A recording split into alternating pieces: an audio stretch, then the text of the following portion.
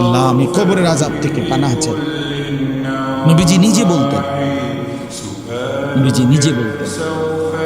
প্রিয় ভাই, বাবা আমার, চলেন সবাই নিয়ত করি, নিজেকে গুনাহ থেকে বাঁচানো দরকার, নিজের আল্লাহর নাফরমানি থেকে বাঁচানো দরকার।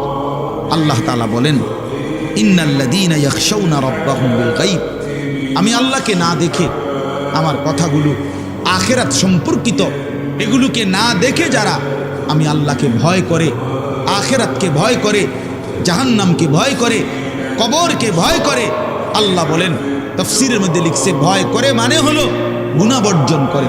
কোন ব্যক্তি আল্লাহকে ভয় করে, খোদার কসম এই কথার অর্থ হলো গুনাহ ছেড়ে দেয়।